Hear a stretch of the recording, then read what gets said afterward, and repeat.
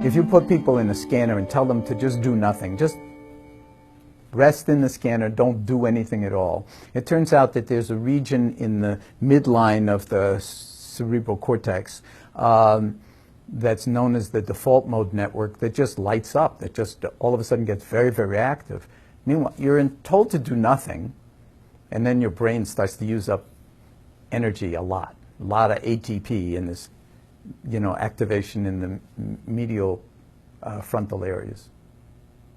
And that's called the default mode network because when you're told to do nothing, you default to activity in this mode. And when you inquire what's going on there, a lot of it has to do with mind wandering and just daydreaming.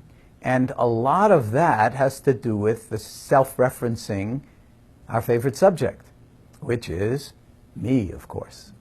So we generate narratives. I wonder how long I'm going to be in the scanner, and I'm feeling a little bit contracted, and, because it's claustrophobic, and these magnets are banging like crazy, or whatever it is.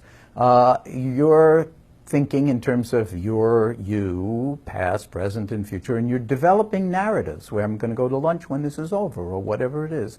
And those narratives are a form of self-reference. And that's called, as I said, it's also called the narrative mode network, or the narrative network, and it's the story of me. When you train people in MBSR, you find that another area of the cortex lights up, more lateral, after 8 weeks of training in mindfulness, and that area is associated with a region called the insula, and that doesn't have a linear time-based narrative. It's just the experiencing of the present moment in the body, breathing in, breathing out, awake, no narrative, no agenda.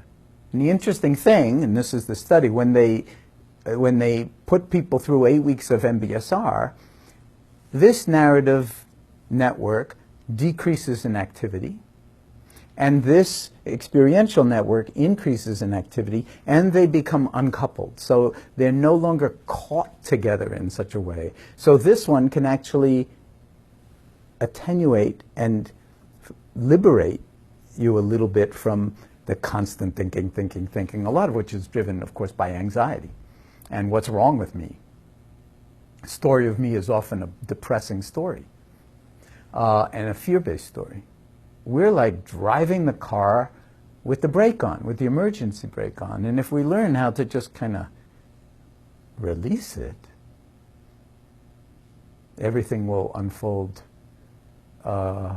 with less strain, with less stress, and with a greater sense of life unfolding rather than you're driving through it to get to some great pot of gold at the end, which might just be your grave.